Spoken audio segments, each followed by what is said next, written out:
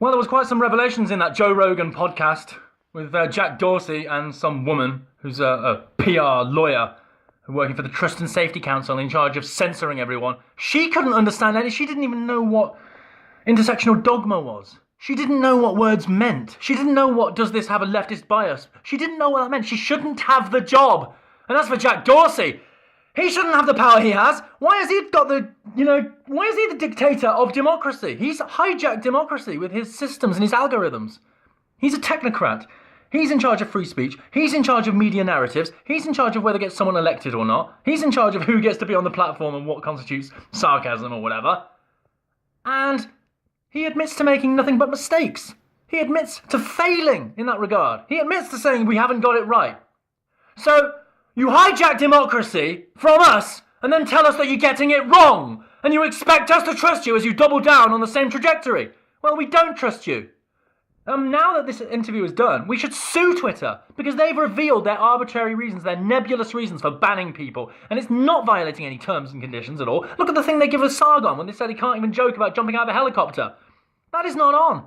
It's not about even free speech, it's about not having fascist censorship and gulags like this, which Twitter became. That's why I left it, because all my accounts were purged. Gradually, and I didn't use any hate speech, I didn't use anything like that at all. They were purged. At the same time, two separate reasons. Oh, they were purged at the same time, but there was two separate reasons. That's a coincidence, isn't it? Same time as lots of other people were purged as well. And don't forget what happened with Roseanne. And don't forget Alex Jones was kicked off for something he said about a CNN journalist in Washington off Twitter. So it was nothing to do with Twitter. Twitter is invading all our lives. It's now trying to take people off and for life, ban them for life for something they did outside of Twitter. And then when Twitter takes them off, YouTube takes them off.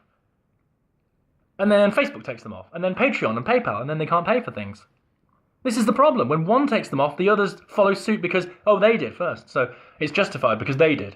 Well, if it's just a nebulous definition, like something sarcastic that got misunderstood, that can set off that chain of events, that can set off that avalanche, then it's not going to stop. Other things are going to be banned. Everyone's going to ban them because someone made a joke. Just like what's happened with Dankula. And how is the media allowed to keep doxing people? How are the far left allowed to go on Twitter without being challenged or banned or shadow banned or anything? They didn't answer that question. They have a leftist bias, yeah, but they allow leftist terrorists on their platform. And they allow doxing people like Antifa and Hope Not Hate to dox Tommy, to dox Tucker Carlson, to dox Sargon. They allow Antifa and people that shut down speech, even on conservatives, establishment conservatives like Jacob Rees-Mogg.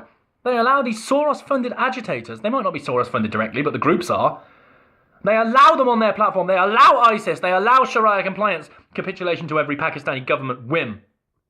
But they don't allow you to joke about throwing someone out of a helicopter if you're a conservative. They don't allow you to joke about anything if you're a conservative. You can't make a joke about Planet of the Apes if you're a conservative, because look what happened for Roseanne. You're not allowed to joke if you're a conservative. And if you're classed as conservative, you might not even be conservative, but they will class you as it in their algorithms and then silence you according to that. And they were caught, quite frankly. And they can't keep going on this trajectory, but all Jack could say was, well, we've got it all wrong. It's all been wrong, but we're going to double down and do better. Yeah, well, we don't trust you to do better. In fact, if you don't know what half these things mean that Tim Pool was talking about, you shouldn't have the job that you have. You've been given powers that you've got no hope of controlling, and you've got no hope of understanding, and you shouldn't have them. And you've hijacked democracy, and you admit that you're getting it wrong. You shouldn't have these powers anymore. They should be immediately taken from you, Jack.